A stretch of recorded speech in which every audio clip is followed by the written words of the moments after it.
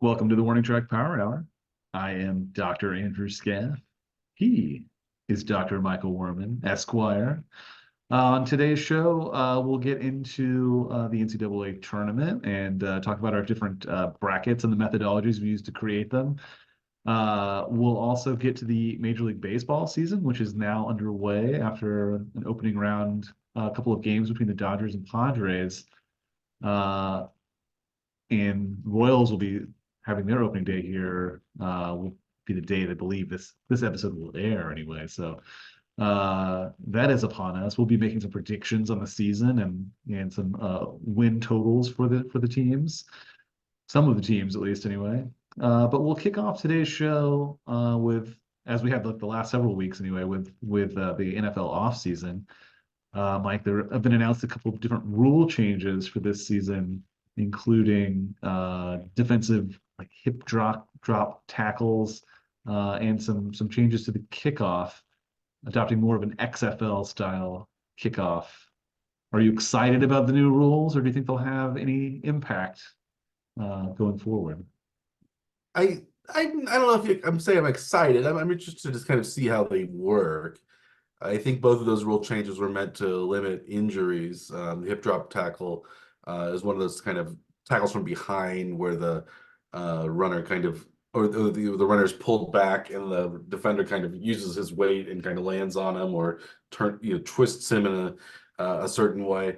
That was Kind of rolling under someone sometimes too. yeah, the way that Mahomes was tackled in the wild card game against Jacksonville, uh, not this past season, but the year before when he got the ankle sprain. That was one of those the Arden Key hip drop tackle that he made. I think Mark Andrews was injured and Tony Pollard has been injured in this. So like, it seems like a lot of like injuries happen with those, and they're like it's like I think I seen somebody talk about it as the kind of the cousin to the horse collar tackle, the kind of pull back and land and sort of it's very much an injury causing type of tackle. I think a lot of this was one of the things that a lot of defensive players were against, but um, it does seem to cause a lot of injuries, especially to sometimes to key players. So tackle differently, I guess. The kickoff thing I think is going to be weird. Because it adds a lot of different variables as well. Like if you kick it into the kickings, like so, like there's the two sides line up like at the opposing team's 35-yard Right. line, and then you can kick it. We have to kick it into the kicking zone if it goes beyond like which is like from like the 20 to the goal line, and if it lands in that zone and then goes in the end zone, it's a touchback. But you get it at the 20. But if it doesn't land in that zone, you kick it all the way into the end zone on the fly, you get it at the 30, and then there's the This is returns. like what it's been the 25 recently on Yeah, the so there's touchbacks. no 25 anymore, which I Yeah. kind of like because I like the touchback at the 20. Punts it's still at the 20, so Yeah. uh, but it'll be I don't know, it'll be interesting to see if returns are going to be a thing again. They weren't really last year. I think only 20% of kickoffs were returned last year. But kickoff returns tended to be also plays where people got injured because they were running into each other at full speed. This doesn't have that full speed uh, running into since the teams are only like 5 or 10 yards apart. So I don't know. It'll look weird, but I guess we'll probably get used to But all those XFL games that you've watched it'll just look normal then, won't it? it. Yeah, I think I watched about 4 total XFL kickoffs in that method. Maybe. XFL, I guess the XFL or the UFL, doesn't that start the end of this? Doesn't that start this weekend as I well? think this coming weekend. Yeah. The, we should have done a UFL preview, but we didn't prepare that in advance, so we aren't going to do a UFL Mm. preview. But maybe we can look at the UFL teams a little bit and see how the Renegades or the Roughnecks or the I don't remember the other steam the I don't remember I think there are 8 teams, isn't that right?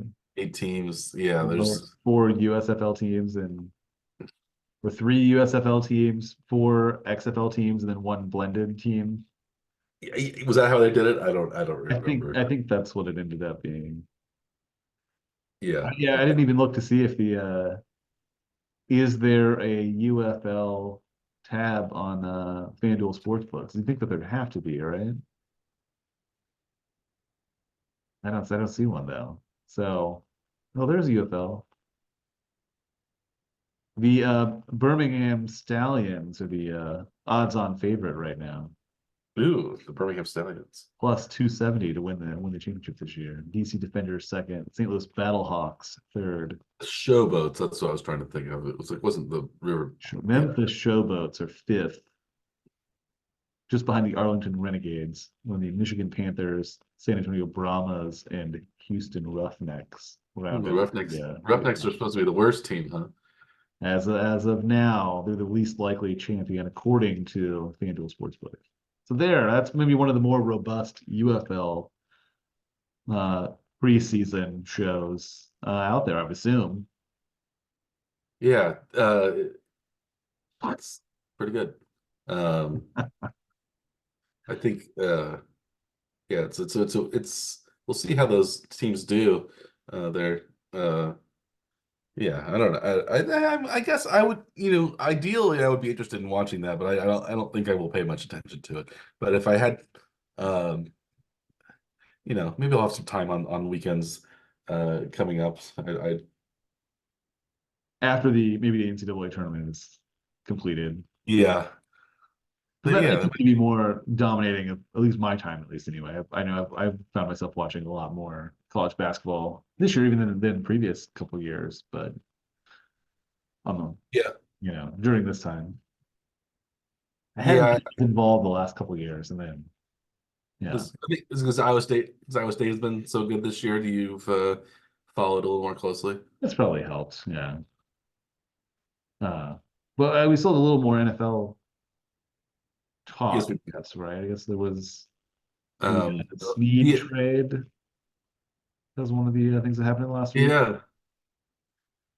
So yeah, L'Jarius Sneed was traded to the Tennessee Titans. He signed a 4-year, I think $76 million contract with Tennessee. So he's going to average about $19 million a year, which is about the same little 19.8 million, I think was the franchise tag. So I think he got 3 years guaranteed basically on his new contract with Tennessee. So he's one of the higher paid cornerbacks in the league. I think he's guaranteed 56 million dollars. So more than the Chiefs were willing to part with, I suppose. Um, but I think one surprising thing was the Chiefs didn't get a whole lot in return. They got the free up the salary cap space, but they only received a third round draft pick, and not even for this year's draft. It was for next year's draft. Um, what do you think of and then they got to swap seventh round picks, so they get a move up this year in the seventh round. What do you think of the return the Chiefs got? Were you surprised, or do you think that the it was just because, well, no one's gonna give a lot if they have to pay for a big contract for a player like Snead. You're already giving up the big contract money. You're not going to give up a lot of draft capital as well. Man, I think it's maybe a little bit late in the season for trades too, but not at the trade, like at the actual draft time, at least anyway. Sometimes there are some additional trades like at the draft. Yeah, I think Antonio Brown was traded at the draft, or very close to the draft a couple years ago. Well, I think From didn't Tennessee. the Lions like drafted a running back and then traded their starting running back during the next To round. Philadelphia, yeah, to Philadelphia, to Yeah. DeAndre. So I think Philadelphia like makes a lot of draft day trades with players. Howie Roseman, uh, the GM there, does a lot of that. But we'll see if that happens with the Chiefs. Well, I mean, it won't happen with Snead at least because they already completed They've already traded him. that Yeah, one. I don't know who else is a trade candidate. Yeah. Especially since they re-signed Chris Jones to the big contract, so they're not going to trade him. Um, I think and it's mostly just that the Snead trade ends up I mean, it provides all the capital they need to sign all the draft picks that they're going to end up with this year. yeah, There's that one contract being moved alone takes care of all of mhm. the salary requirements to sign the draft pick. So, and more. Yeah, and then some, yeah. I think the Chiefs moved from like the fifth least salary cap to like the eighth most room under the salary cap. So they switch from like the bottom quarter to the top quarter of teams in terms of money. That doesn't so maybe they could sign, they still need a tackle probably, or somebody to compete with Wanya Morris at left tackle. If they keep Jawan Taylor at right tackle, they might Mm, get, another cornerback to replace Sneed, or they'll go in-house. Another receiver wouldn't hurt probably. So there's still maybe some interior offensive line backups since Allegretti is gone. You hmm a few positions, more defensive line help, wouldn't hurt either. So there's just some positions of need that could be filled either the draft or still free agency. Um, so now they have a little bit more money to work with. So I think that's good. I didn't think they'd be able to. Kind of wanted them to have Snead again, but this gives them, like you said, more flexibility, and they'll easily be able to. They won't have to cut anybody now to sign their draft picks, which it was looking like maybe it was a little bit close, where yeah, they wouldn't be able to sign really anybody else other than uh, Snead in the draft picks, the way things were going. So. yeah. Um, Outside of like, yeah, futures contracts kind of things, like players yeah, that get cut after the draft. veteran minimum players, yeah, things like that. But no, so they still, maybe like what one I heard rumor maybe, Xavier Howard, who was cornerback cut from Miami, former All Pro, maybe would be the Snead replacement for a year or two while maybe somebody else was developed, or maybe you'll still get, like you said, the other Hunter Renfro, or Yeah, uh, who knows, Odell Beckham Jr., somebody as another wide receiver. Uh, so yeah, we'll see what happens with the Chiefs. Um, and yeah, I don't know. Do we have any other NFL coverage we want to talk about, or should we move on to the NCAA basketball tournament? yeah, I think so. Well, we have the men's and women's tournaments are both going on. The first weekend has been concluded. We have the Sweet 16 coming up later this week for both the men and the women. And we've also made our brackets and a variety of different brackets for the men's and the women's. Yeah. Were you surprised at how chalky the both sides of the bracket have come out, men's and women's both? Yeah, the women's one was especially the favorites one, especially a lot. I think the only upset really was in the second round. And that was Ohio State losing to Duke 2-7. Um, but I think the higher seeded team won 31 out of 32 games on the women's side. I think Louisville losing as a sixth seed was the only team that lost that was a higher seed that lost. So like it was extremely, just pick the higher ranked team. And even all 4, 8, 9, all 4, 7, and 10 games went with the 8 seeds and the 7 seeds winning. So that was a little strange. But I think we had mentioned this off the air, but a lot of that chalk, as they call it, is because, well, the top seeds get home court advantage in the women's tournament, where the 1 and the 2 seeds get to play at their home arenas. So Yeah, the is not just in the region, but actually in their own home arena. Yeah. yeah, I think they should do like the men and play at a neutral site, but maybe there's not enough interest for that. Um, It but seems yeah, like it's maybe the the gap in interest between men's and women's has shrunk dramatically though.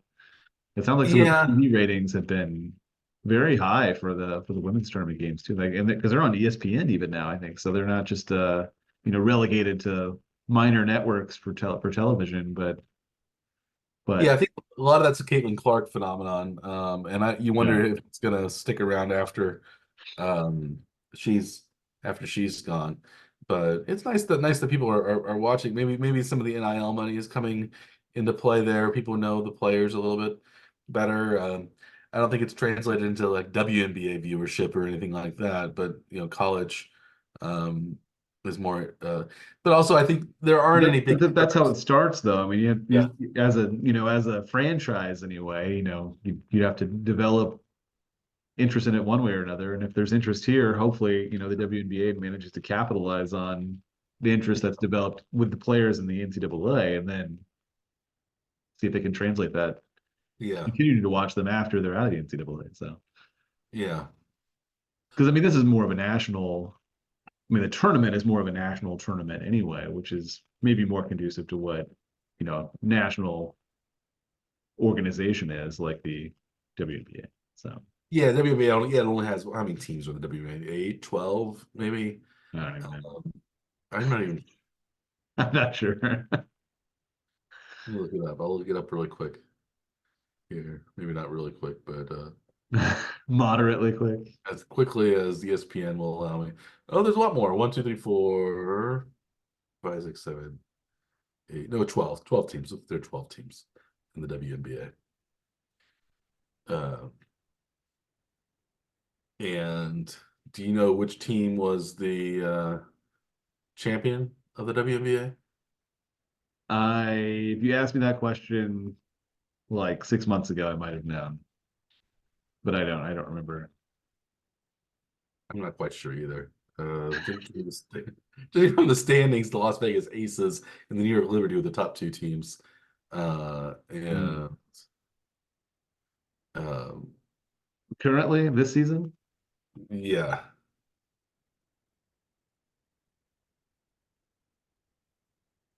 well, the Aces won. They beat the New York Liberty in the final Yeah. in the final series. I remember one of the teams was like extremely injured and was missing a lot of players, but I think maybe they still ended up, maybe that was the Aces, and they ended up winning anyway. The Aces have won the last two Yeah. um, uh, WNBA championships, and then yeah, I think yeah. So it's they one of those I don't know, mini dynasties. I guess is coming along with the Aces, but I don't know. Possibly a longer dynasty. You don't know yet. It's still active, right? Yes, Could be a dynasty. Could be a full-blown dynasty. Well, how are they doing this season? I don't think they've started yet, No, well then. right? I don't. I Tells you don't. tells you how much I know. Yeah, I don't know when the WBA season really runs. I think it starts in the summer, if Yeah. I'm um yeah. I like the idea of the WBA, kind of like I like the idea of the UFL, but I probably will watch if I had to choose, I'd watch the UFL over the WNBA simply because I don't watch the regular NBA very much either. So I don't maybe in the playoff time I'll watch a little bit, but Yeah. uh, I I watch college basketball a little bit more than I do pro basketball. Yeah. Um, I'm not I'm not quite sure why, but that's just the way I do it. But um, in terms of college basketball, so the teams we've done a couple different methodologies. We'll talk about the men first. We had 25 different brackets in our One Track Power Hour men's tournament bracket or our tournament group, and it turns out that our own picks are kind of middle of the pack. You're beating me slightly. I think you're according to ESPN, you're in the 54th percentile. I'm in the 48th percentile. So we're basically in that Right. very meaty part of the bell curve And so those would there. be like us using our own sort of blend of whatever methodologies we've thought about along the way. How do you pick out your brackets? Yeah, just our own. We've been fairly successful in the past, I think, but not but Yeah. we I think we went largely. I think we went with a couple more upsets than what happened there. I One of the think top brackets in our pool is actually your you decide one of your brackets was the people's bracket where you just took the wisdom of crowds and looked at whatever who the most people think was going to win. That's actually in almost the 93rd percentile right now. So that's one of yes. the highest scores, which is basically also mirrors some of the general power rankings, the Ken Pomeroy rankings, the FanDuel odds, the net rankings. All of those are pretty high. The chalk bracket would be pretty high as well. last year's Sagarin ratings are pretty close. I used last year's Sagarin ratings because I guess Jeff Sagarin is not doing ratings anymore. No. That's news to me. It was kind of like news that I learned somewhat recently that 538 does not exist anymore. Yeah, because Uh, they sold it to someone. but then they closed it, I guess. So Yeah. it doesn't do politics. Um, Hmm. it doesn't do sports anymore. So um, it's Jeff Sager doesn't do ratings anymore. Hmm. So those were all pretty strong brackets. Um, the strongest bracket that I've had so far was looking at non-conference strength of schedule, and the teams with the strongest non-conference strength of schedule have done very well. A lot of times that correlates with the highest ranked teams because they play in the big name kind of non-conference tournaments and they play the big name teams. Well, it Uh, usually translates to better seeding then too, because that's one of the things that the selection committees tend to weight more heavily, I think, is the non-conference strength of schedule. So teams that don't go out of their way to play tough non-conference schedules usually get worse seeds than teams that do go out of their conference to play tougher games. Yeah. Yeah. The couple games that the non-conference strength of schedule got correct were some of the upsets that happened. Mainly the Oakland over Kentucky upset. I guess Oakland apparently had a stronger non-conference schedule than Kentucky, which was a little surprising. Yeah. It also picked the 11 NC State over 6 Texas Tech. It actually picked Oakland to beat NC State, which did not happen. Hmm. It also picked the Duquesne over BYU matchup. Uh, it Nice. it missed the Yale Auburn upset. I'd say Yale Auburn and Oakland over Kentucky were the two biggest upsets of the first round. Did Um, you get the Yale Auburn upset? I Or, did, and or were I you did. bold enough to pick it, or did you skip it because you? I actually picked Yale to the Sweet 16 in my bracket, so I was a little bit homerish. So I had them beating San Diego State, which did not end up happening. But Yale did beat Auburn 13 over a 4. So it was a 14 over a 3, a 13 over a 4. Um, James Madison 12 over 5. The non-conference strength of schedule actually had Wisconsin having a very strong strength of schedule. So it did not predict that. The non-conference strength of schedule actually has Wisconsin in the final 8, in the Elite 8, which is not going to happen. So so that's the weakness of the non-conference strength of schedule, which actually had Purdue winning the whole thing. Um, And they've looked very good, so that's not yeah, outside the realm of possibility. They're that's a yeah, not yeah. I think it looks like the UConn is looking really good again. So that's UConn was actually if a, say the non-conference strength schedule actually predicts San Diego State to beat UConn. So if that happens, then we'll really be looking pretty good for the non-conference strength of schedule. I did a couple of other kind of random types of brackets. One was academics. I did this on the women's side as well, where I had Princeton winning. They've lost. I had Yale winning the academic bracket, Yale over Duke in the final. That has not looked very good, but it's in terms of the points in the game so far, it's in the 61st or so percentile. So it's a little bit above average, but Yale's out, so it's not going to do very well in the long term. did, Um, did you pick that off of like did you use rankings to do that, or just go like you just I pick like certain schools that have that are highly academic, and then just pick them to go far, and then just randomly pick the other games? I did a variety of ways. I looked at US News college rankings, especially when I thought of schools as being somewhat similar to each other. I also did what I thought of as kind of graduate school stuff, law school rankings, things like that. No. Uh, so it wasn't purely US News, but it was a little bit that way. And I usually did state flagship schools did better than maybe a smaller college, unless that small college had a very strong um, reputation. So uh, I had so the final four ended up being Yale over Colgate and Duke over Texas in the uh, other side. So it would have been Yale over Duke in the final, which did not happen. So Duke There was is no other team more academic than Texas out of their region. um not really. You have Purdue, which is maybe the similar um They should be similar, yeah, close to each other. K, But you could have, unless you think KU is better, Oregon. There were some state universities, Tennessee, not as good. I don't think any of them were as good. Creighton is good in some ways, but I think University of Texas would probably be the best of those schools academically. Um, in no, terms, no, like outlier brainiac school though in that region apparently. no, there Yeah. was no. As I Well, said, only one Ivy made it, right? So yeah, there weren't like multiple Ivies in the. no, yeah, you had Duke and what you had.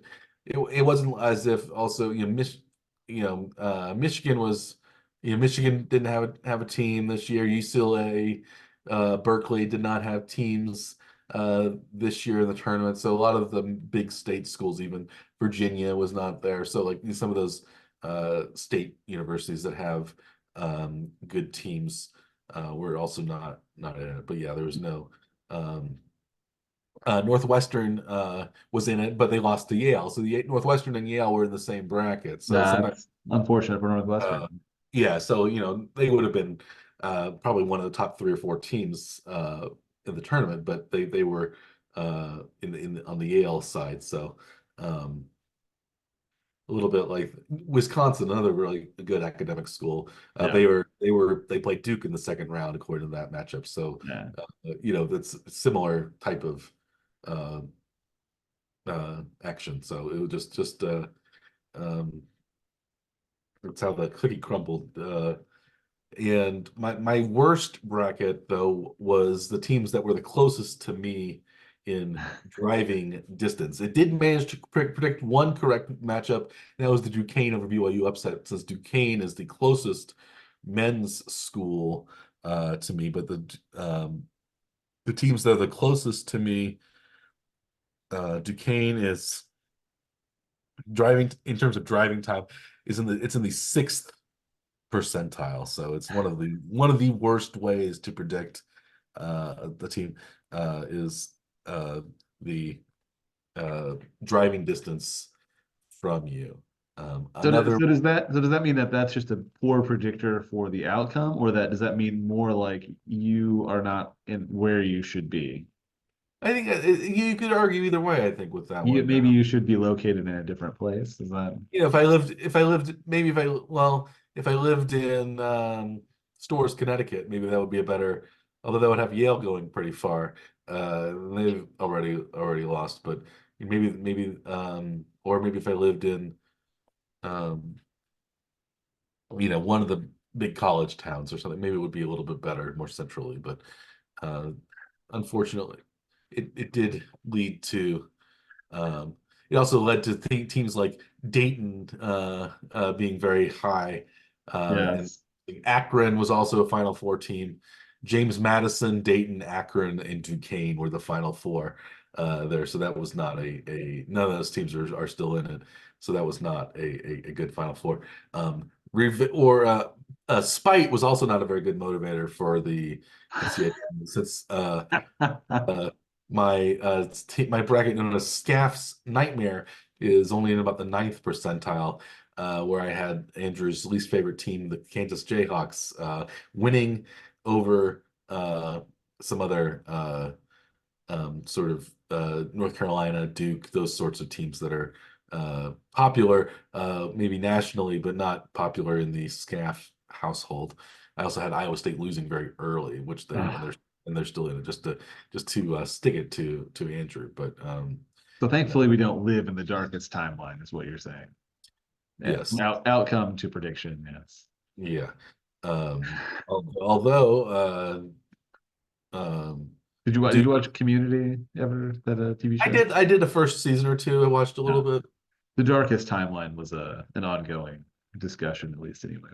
Yeah, with multiverse type talks anyway. The Darkest Timeline. Yeah.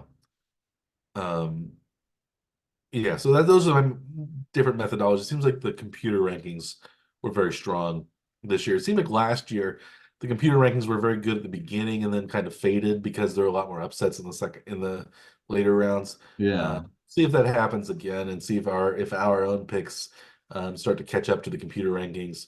In terms of the women's tournament, it's just been whichever seed is um, the control bracket, which is just one beating the ones winning and South Carolina being the number one winning the whole thing is currently in the 98th percentile. That's how boring in some ways the women's tournament has been so far. The only uh, team to lose was Ohio State as a number two in the second round.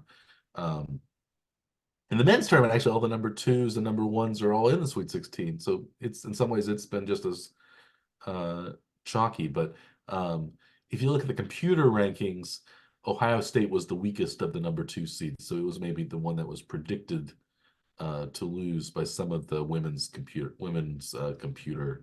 rankings, and that UConn actually was the strongest team in the in their region as a number three seed. So um, if they so that would be a kind of interesting development if UConn ends up uh, doing very well and it's a little bit strange maybe the why then was if UConn was rated so highly by the computers and it has such success historically, why was UConn only a number three Yeah. That's not surprising.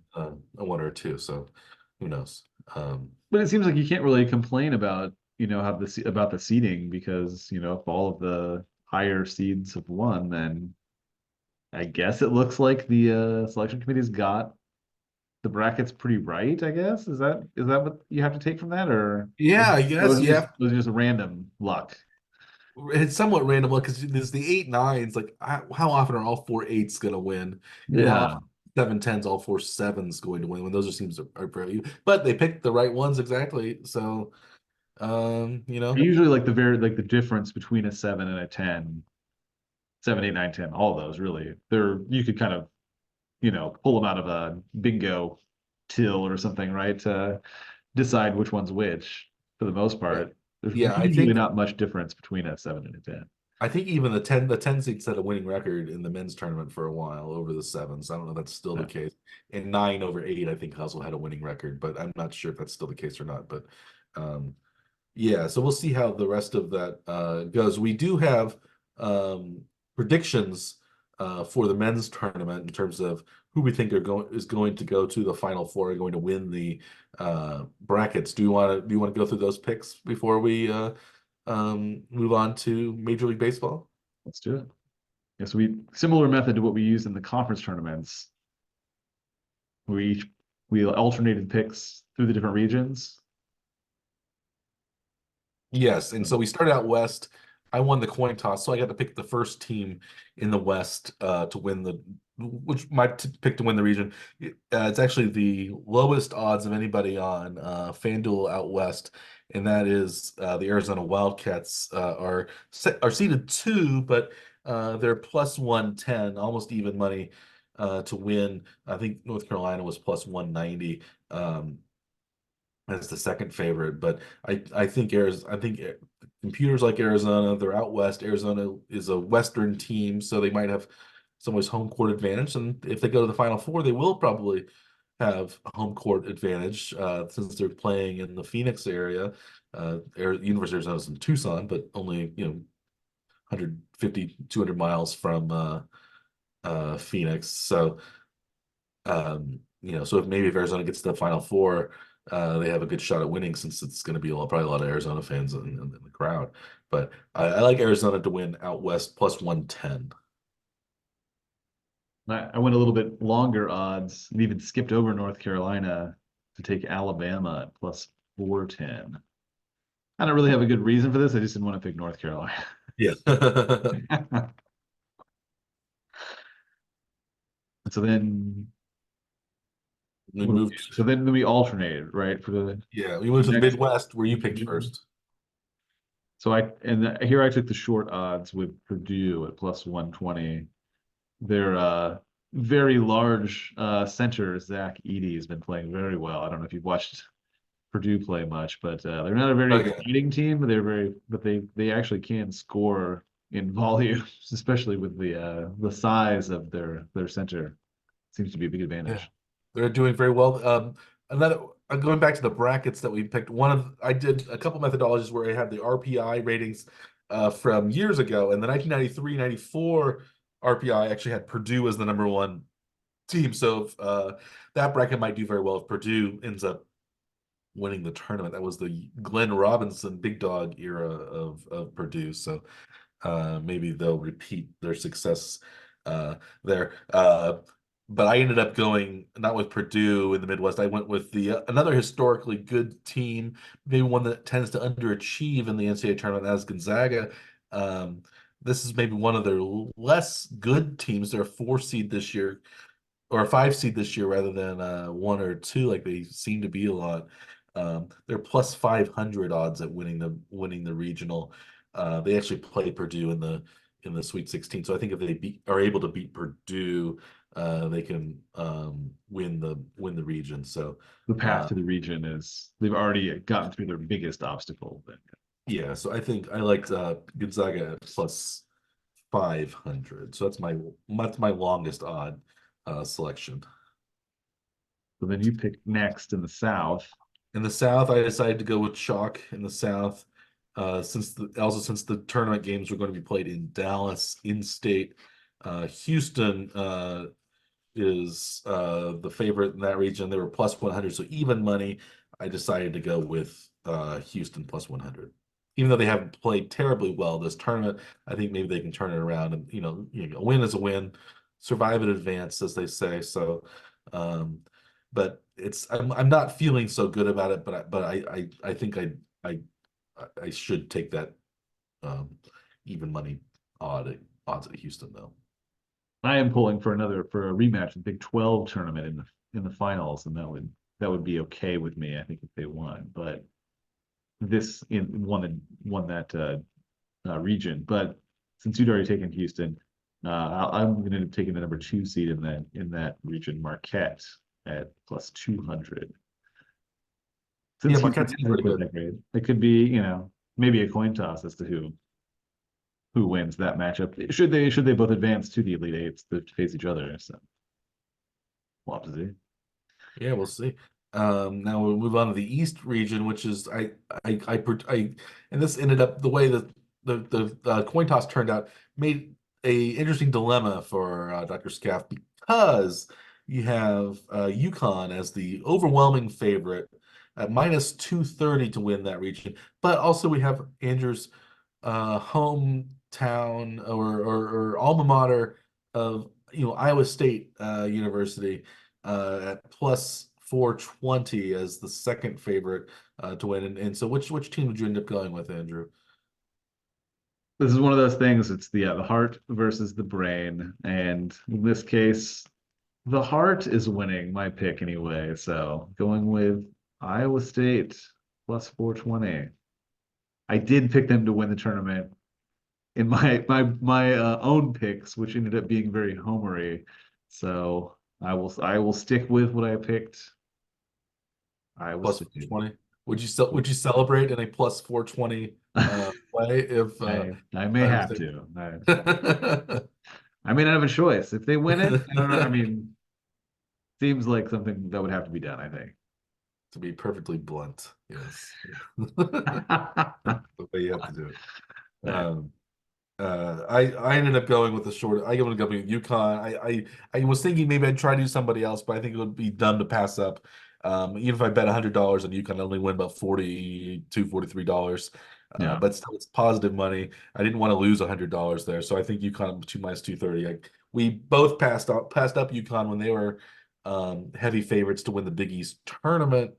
And we both kind of regretted that since they won the Big East tournament. So I didn't want to be left out there. I didn't want to. I Again. wanted, Again. yeah. So I wanted to go with UConn at minus 230. So I have Arizona, Gonzaga, Houston, and UConn as my final four in those bets. and you have Alabama, Purdue, Marquette, and Iowa in your um, States. Final Four. How dare Iowa you? State, Iowa State, excuse me, Iowa State, not Iowa. I was moving on to I was thinking about the state of Iowa rather than the University of Iowa. Ugh. But Yes.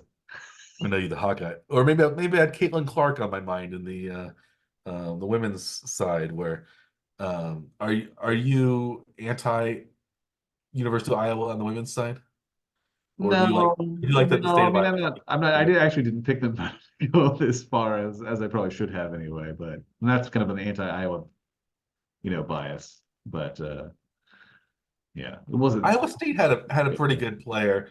Um, I can't remember what her name was. Audi Crooks. Audi Actually Crooks. watched the last game. I don't typically watch a lot of women's basketball games, but I watched that one because Iowa State was in a pretty exciting Yeah, tournament, at least anyway. So she had a huge point total like in the first round. the broad-shouldered kind of beefy center for Iowa State. She can muscle a lot of people out of the Yeah. way and scored a lot of points, a lot of rebounds. Didn't have it quite so easy against Stanford, but Stanford they still took Stanford to overtime though. So it was an impressive game though. My academic picks for the women looked better with Stanford beating Iowa State. Although I had Princeton beating Stanford in the final on my academic picks for the women's side, so that was not so good since Princeton lost to West Virginia. Although in terms of driving distance for the women, West Virginia is the closest, so uh, they're already out of the tournament. But that was so they're I'm not doing much better on the driving distance for the women's as I Uh, was for uh, the men, but I am actually in the sixth percentile as well for driving distance for me for women. I think it was sixth percentile with the men, sixth percentile with the women for driving distance. so Uh, perhaps that is not a very good indicator no, I had of tournament West Virginia over success. Maryland, I believe, was my final, which neither of those teams are uh, still in it, but Hmm. uh, Maryland lost to Iowa State in the first round, so yeah, so not so good for the driving distance, but we'll see how. But as I said, the computer rankings were good, and the chalk is even better for the women. Um, we'll see how well, and we'll see how well our own picks will do. My personal picks were doing better than yours in the women's bracket, but who knows what's going to happen later on. Um, should we move on? Probably won't be quite so chalky. There's going to be at least some upsets, right? Like there almost have to be. Maybe. I'm not sure. I think historically, I think the women's brackets have been chalkier than the men's brackets, but I'm not. Yeah. But also now the women's most top seeds won't be playing in their own courts anymore. Yeah, So maybe that will remove some of the advantage, and so maybe it'll be maybe a bit more random. all the games are being played in Albany or Portland. So, I guess UConn is very close to Albany, so uh, Hmm. that might be a good. Although I think they're playing the Portland region though. So maybe UConn's in the Portland region. There's two regions of Portland. I don't know exactly why the women do it in the way have been going away from the East, West, Midwest, South type of region and just doing weird two city prongs. I'm not and Yeah, why Albany, why Portland? I guess I'm not sure, but they seem to be known as like huge basketball hotspots for the women, I assume. yeah. Well, maybe we'll Uh, answer the questions for next week and we'll figure out why Albany, why Portland, Oregon, not Portland, Maine. I was kind of hoping it was Portland, Maine, because then they would be quite close together. And like, Yeah, why are there actually two different regions yeah, when all the games are played very close together? But no, that's not it. It is fully East, fully West. Yes. yes. I don't know. Where's the women's Final Four going to be held? Is this going to be held somewhere in the middle? Oh, I looked at that earlier, and I don't think I still have that open. Do I? No, I do still have it open. I think it's And then Cleveland, Ohio, Cleveland. at the Rocket Mortgage Fieldhouse, which is Oh, I believe that's why I had in my Cleveland State. number 2 seed bracket, I had Ohio State winning that because it was going to be in Cleveland. So I thought Okay. Ohio State would have the home court advantage, but they're already out. They're the only favorite team that's not made it. Should we move on to baseball? Talk a little bit about the baseball Major League Baseball season is about to begin this weekend.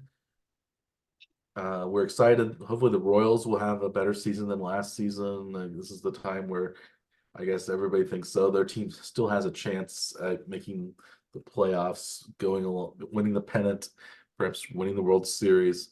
I don't know if realistic Royals fans have harbor any of those dreams, but uh, they might be okay this year. At least they'll be okayer than they were last year. It seems like. Um, what do you think of the Royals' chances this year? Any other Royals news that you want to get across? Well, they have finalized the roster. We already knew that Cole Reagans had been named the opening day starter, and the other starters are going to be Michael Waka at 2. Is that right? Yes, Lugo 3, Brady Singer 4, and fifth is a Alec little bit Marsh. of a surprise Mhm. that it's not Jordan Lyles, but he did a terrible spring. So Alec Marsh is going to be the fifth starter, Yeah, which is Lyles to the bullpen, which I think is something that we had both kind of hoped would happen. It that's seems to best make case more scenario, I sense. think. Yeah, Yeah, and then and it doesn't mean that Lyles won't be back as a starter, but I don't think they can option him to AAA. So they'll probably keep him as like a middle relief, and then you know have him be the next up as long as he doesn't have a disastrous start to the year. Um, but it sounded like maybe Carlos Hernandez and Michael Massey are going to start the year on the injured list. So that kind of helped the Royals, I guess, finalize the roster without having to make too many decisions. So they're starting second baseman, then gives way to probably Adam Frazier, I would assume, maybe Nick Lofton a little bit. yeah, yeah. Probably. Well, I guess maybe one surprise was that Nick Prado, who had a very good spring, was being optioned outright to Omaha rather than being on the roster. But maybe the idea is we give him playing time every day rather than having him sit on the bench. But I think Pasquantino is going to be the first baseman Yeah. most of the time, at least when Salvi's not playing first or you know. So When in Velasquez is going to be DHing yeah, presumably, so that means Sal will either have to split time, yeah, from take time from Pasquantino at first or Velasquez at DH. So, and I think he's only going to catch about half the games. So I think it seems like where they're going to land somewhere in that area, which means they need to find a lot of space for him to play the other days because I think they want to keep this bat in the lineup. yeah. Yeah, and they Maybe, also might want to give him a maybe little not. bit of a rest sometimes too. Maybe even a full Yeah, day of rest rather than maybe play 6 days a week rather than 7 days a week. yeah. You can still pinch hit, I guess, on some of those times, but Mhm. if necessary. Bullpen seems to be a little bit improved too, so yeah, hopefully this is not a repeat of last year. That's the main thing. Yeah, like we said, the outfield seems to be the weakest of the position groups, and maybe if they take some steps forward, they can the Royals could be a decent team. Uh, FanDuel actually has the Royals at 73.5 wins this year. Do you think the Royals will win? So we're one of the things that we're doing on the Word Power we did last year was picking team win totals over or under, and we'll both pick the Royals over or under this year. So the Royals are 73.5. Do you think they will win 74 or more games? Or do you think they will win 73 or fewer games? You can go over 73.5 or under 73.5, Dr. Scaff. Yeah, this is where you want the team to do well. Like you feel like should be improving. I'm a little surprised at how high the win total is from on FanDuel and the projections at FanGraphs to have them at having a quite an improved season. I think the teams a year more experience. They don't have really any true rookies, I think, on the roster, really, besides maybe that one Rule 5 draft pick that they have in the bullpen. Hmm. So yeah, it seems like they should be improved, but that seems like too much improvement for my wanting to pick the over on this. And they did also not win. They did not get a win in their final 9 spring training games, which is a little bit concerning, I think, to me. Not that spring training Yeah, they is went a on a good skid. predictor. I think they lost 6 and tied 3 in their final 9, so that's usually not a great sign as a team. Although most of those games are being played, with a blend of starters and not starters. But I think I'm going to end up getting, taking the under on this Royals win total. Under. How about Um, you? yeah, weird thing that Matt Sauer I was looking up was is the Rule 5 pick that the Royals have they're gonna have in their bullpen. Um, I think he's the only true rookie on the team. Then I think, if I'm right. yeah, I think everybody else had like has would have played tripped a little bit. Yeah, their rookie minimums last they year. might still have rookie eligibility So there somewhere. may be a random guy somewhere that still has some rookie eligibility. Hmm. But yeah, the Royals 73 and a half. I think also 73 and a half wins over or under. I went under as well, partly because this is something I was thinking of your opinion of the way the Royals are managed. And last year, the Royals only won 56 games, but they should have won, according to mathematical formulas, maybe closer to um, 64. 64, 65, somewhere in there. Yeah. So they should have won several more than they actually ended up winning. So even if the formulas have the Royals winning 74-ish games, maybe Mac Quatrero's managing the team will cost them a few victories here and there. I'm not quite sold on him as a manager just yet. Maybe he's got things figured out in year 2, but I'm also a little bit down on that. So I'm going to go below 73 and a half. I think 70 wins um, is possible, but I would It's still a I, dramatic improvement over last year. yeah, I think it seems like the line is awfully high though for yeah, I think and that's that's a 62. really dramatic improvement if they, manage the 74 I win. I hope they go way over and they just Yeah. prove me wrong, but I would rather be surprised that way than disappointed the other way. So I'm gonna go under 73 and a half as well.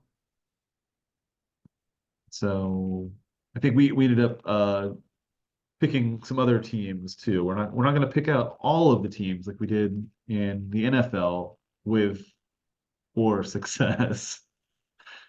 We Because don't have much success. there are Even so many things that happen over the course of the season that it seems like these aren't very good bets to make season win totals no, no, as relying on that to pay off for some reason. Uh, yeah, they're so unpredictable. And it seems like the guys in Vegas have somehow they have a really, really good and the teams end up being very, very close to those totals a lot of the time. Um, I think I think the Red Sox last year were 78 and a half over under. I think they won 79. I did happen to pick over on that one, but it was that close. So yeah. this can come down to the last game or two of the season. Um, so the other American League team that I picked as an over under was the Yankees, a team that was supposed to win plus or minus 90 and a half games this year. I don't know about the Yankees. Garrett Cole has already been hurt, and some of the other so we have some injuries on the pitching staff already. Um, and I'm not sure how well the Yankees are going to do. So I decided to go under on the Yankees. I think I had read somewhere that the Yankees were actually only predicted to win like 70 something games by Baseball Reference, as have the third, well, I think it's the third lowest win total in the American League. So, Wow. uh, but 90 and a half is certainly well above that. But I think I'm not sure. I'm going to go Yankees under 90 and a half. I think they're um, still a little bit lacking in certain areas, and they're in a tough division, and I don't know if they'll make the playoffs again this year. So 90.5 under for the Yankees. So that division has been extremely difficult, and they have. I mean, they've made some big free agent acquisitions, so they are pretty stacked most places. But it seems like, yeah, if your ace is going to miss the first month of the season before you've even really started yet, then it's not usually a good sign because that's usually like the linchpin that keeps everything in line. Yeah. I The also, ability to break yeah. losing streaks is usually rely, is passed on to that player. And if he's already not there, that's probably not a great sign. I could see that happening, but who knows? I mean, really, they could end up winning 110 games. They get 100 Who games knows? easily. Yeah. I'm thinking also maybe the Yankees total's a little bit inflated since probably a lot of Yankee fans are betting and pushing it up just a little bit. So maybe going under is a way to take that down a notch. How about your second team over under, Dr. Scaff? My second pick, I stayed in the AL Central. Uh, it seems to me that Minnesota always is expected to win a lot of games, and they tend to underperform. It seems like they've spent a lot more money in recent years, but they still have not really translated that to like big win totals. It seems like Detroit is coming up a little bit. The White Sox have been awful. The Royals have been not so great, possibly awful also. But I just don't. I'm not sure that that it's that big of an advantage as in the last two seasons, they've now unweighted the comp or the division rival games quite a bit. Like they used to play 19 games against division rivals. So if you played in a weak division, you're basically guaranteed quite a few more wins. Mhm. Now they're playing six fewer games against the division rivals. I think that'll translate to not as many victories then. They won't be playing the weakest teams. Their over under total is at 86 and a half, and I'm going to take the under on that, which wins. Yeah, I think that's possible too. I think it seems like also when the Twins are predicted to do very well, they underperform. But when they're predicted not to do so well, they overperform. So I think maybe the pressure gets to them or something. Maybe it's just been coincidence, but that seems to be, at least in my recollection, when the Yeah. Twins are predicted to do very well, they kind of um underperform. They don't Yeah. I think maybe Cleveland, which was down last year, might be up again this year. Who knows? But yeah, I could see that happen. I could also see Minnesota running away with the division since it's not a very strong division, Yeah. uh, the AL Central. But Uh, 86 wins may win the division. Who knows? yeah, well, they're predicted, I think, the highest of the division. So Yeah. um, yeah, one I went my third pick. I actually went with the team that you went with last year, and that was the New York Mets. So I'm sticking in New York. The Mets were predicted to be a playoff team last year, win 90 something Well, games, 90 plus. Yeah. and they ended up winning. Was it six? How many games did they win? 69, something like that. 70-ish. Yeah, somewhere in that area. Yeah, it was not a very good season uh, for um, the guys in Flushing Meadows, but the Mets ended up winning 75. They're 75 and 87, so they won a few more than I thought, but 75 and 87, 12 games under 500. Yeah. Sub This year 500. it seems like expectations are more tempered. Their over under is 81 and a half. And I decided to actually think, oh, maybe they're going to bounce back a little bit and be win above that. So I'm going to go over 81 and a half. I think they'll have a winning record. So I think they'll be at least 82 and 80 this year. So I like the Mets over. I don't know that the Mets will win necessarily any more games than the Yankees will, but I think they'll be about the same in terms of overall record. So um, I like the Mets over 81 and a half. So I stayed within the division. You stayed within the city for two of I your did. picks there. Yes. I Yeah. did. My next pick, you mentioned 82 and 80. The team I picked went 82 and 80 last season was the Cincinnati Reds. Uh, and their over under total for this season is 81 and a half. So basically seems like they are trending upward, and they did win 82 games last year. They've got a really young team, and It seems like, a second year and a year of experience behind them now, hopefully we'll keep pushing them in that upward trajectory for at least for these win totals anyway. So I'm going to take the over on Cincinnati at 81.5. Basically, they just have to the same season they had last year, and it'd It will be over. still I, be over. Yeah. my team, my fourth team is actually almost the exact same as yours. In the same division. They finished their over under win total is 1/2 game below their win total of last year. And that's the Pittsburgh Pirates. Their over under is 75.5. And they won 76 games last year. They're 76 and 86. They were a team that I picked last year to go over, and that was one of the teams that I was successful. I think they were 60, they were somewhere in the 60s was their um, over under, maybe low 70s, and they went over that. They have a fairly young team as well. They're also the localist team to me, since I spend a lot of time in Pittsburgh with my girlfriend MJ. She lives there. Might go to a game or two this summer. And so I like to see the Pirates do well. This is my second homer pick, but I went with my head with the Royals, and I think I'm still going with my head here. The Pirates won 76 games last year. They're 75.5 over under. I think they'll probably be improved just a little bit. So I like, I don't know if they'll win. I can see them going that 82 and 80 route, similar to what the Reds are predicted to go. So I decided to go over 75.5 with the Pittsburgh Pirates. My final pick was also an 82 and 80 last year, which is kind of funny. I didn't remember that actually. Was the San Diego Padres. They seem to be going through another transition here where they've now shed a lot of their roster, a lot of their talent has moved on, free agency or through trades at the end of last year. Uh, I'm not sure how they're going to improve over last year with the kind of talent that they lost. Their over-under total is 83.5, but like I said, they won 82 games last year.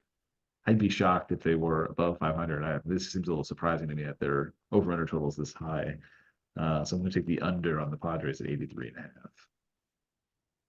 Seems like the teams in the division, Arizona had been improving. They had a pretty good season last year. The Dodgers way overloaded in the offseason. Yes. So, yeah, I mean, they don't, I they think didn't, the again, they Giants didn't will play bounce quite as back. many games against the division rivals, but still. Yeah, I think the Rockies probably won't be quite as bad as they were last year. The Giants will probably be decent. So yeah, it's hard. Yeah, you might say it's more. It's hard. Might be harder to find wins in the National League West than last year. And if the Padres have gotten rid of some of their high-priced talent, maybe they won't be quite as good. So yeah, I think that makes sense. We'll see how our predictions go this year. So to sum up, I had the Royals under 73.5, as did Dr. Scaff. I had the Yankees under 90.5, the Mets over 81.5, and the Pirates over 75.5. And Dr. Scaff, you had the um, uh, Reds over 81.5, Yep. the Padres under 83.5. 83.5. And what was your last one? I forget. Twins under 86 The and a half. Twins under 86.5. Yes. So you went with 3 unders and 1 over. I went with 2 unders and 2 overs. We'll see how well those We picks. both had 2 American League teams and 2 National League teams. So Yeah. we balanced that. Yes. Keeping it even, nice and even. Um, Hopefully we'll fare better than we did last year. I think we only got 3 of the 8, I think, right? Between yeah, us. I think I ended up being 2 and 2, and you were 1 and 3. Yeah, I'm pretty sure that's right. Yeah. Yeah. Which would have been a losing effort because of the way the juice runs. We usually it's either around plus it's around 110 to make 100. So yeah, so we'll hope you need to go 3 and 1 usually to make money on these things. Yeah. You have maybe we should do 5 to make it easy, but we'll only do we'll do 4 just to see how it goes. But Hopefully we'll show some improvement over the last year. And that's our yeah, our main goal here is to that's our yeah. yeah. show improvement relative to our own performance. I think I'm following baseball a little more closely than I've this year than I was last year. So I'm that's my uh, that's what I'm holding on to. So the Royals have their home opener on Thursday afternoon, against, I don't remember who they're playing, against the Twins. So maybe we'll be able to affect our stats here right away. Well, to get right, you'd want both teams to lose somehow. Yes. One of my picks will be looking pretty good after the first game. I think we want the Royals to win, even if it Yeah, makes picks to be not terribly good. But at least right. we get something out of the Royals season if our pick ends up being correct. Um, No, but that's a consolation though. are you But going to the game? If you've gone to a few opening games I before, am I am going. Yes, I will be there Thursday afternoon. are you going with Jim? Yep. Yeah, Jim Murray.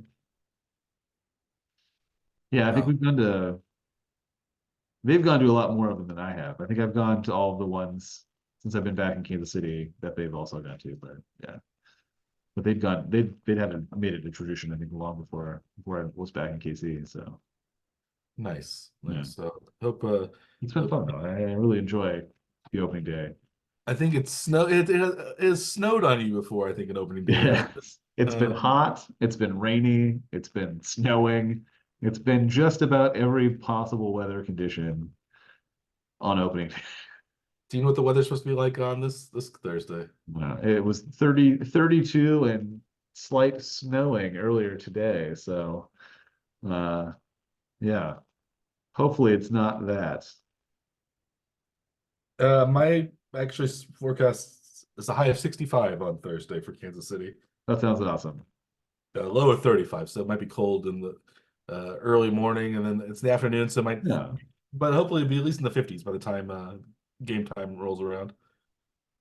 Does Pittsburgh have their home opener this week Oh, too, or gosh. are they on the road?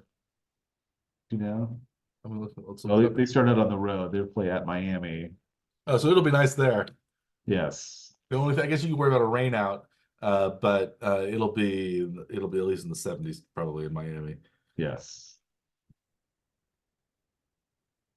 Their home opener is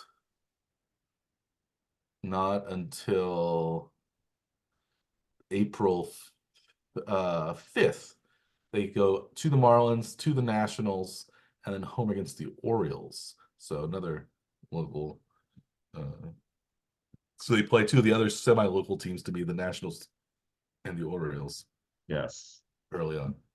But even after just making the realization that driving distance to you is not a good predictor of success, you did go with the closest to you baseball team.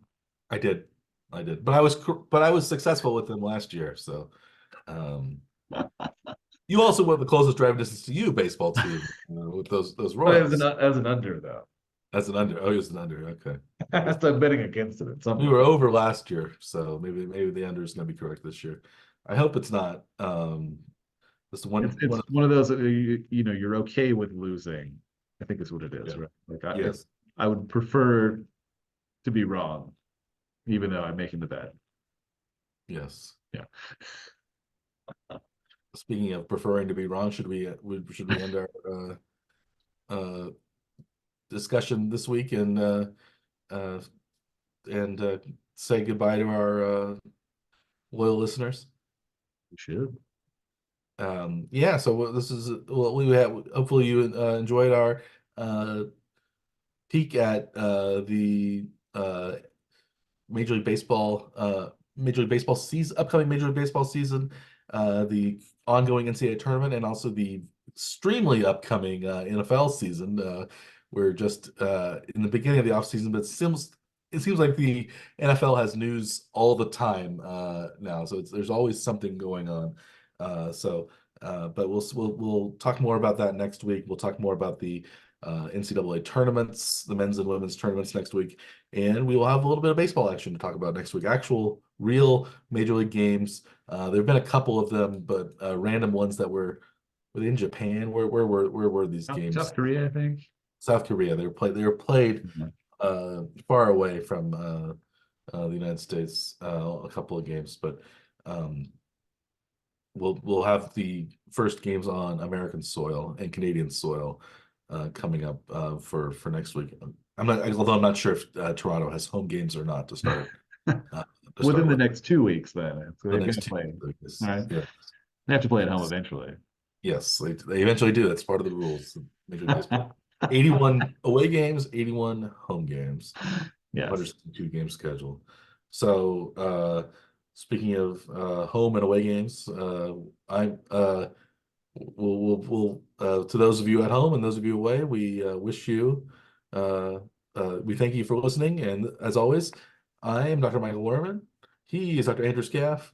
We are the Morning Trek Power Hour. Please like or subscribe to our podcast, which is either you can find it on YouTube or on the various podcast delivery services that you might prefer. So as always, we thank you for watching or listening, and we wish you a good day.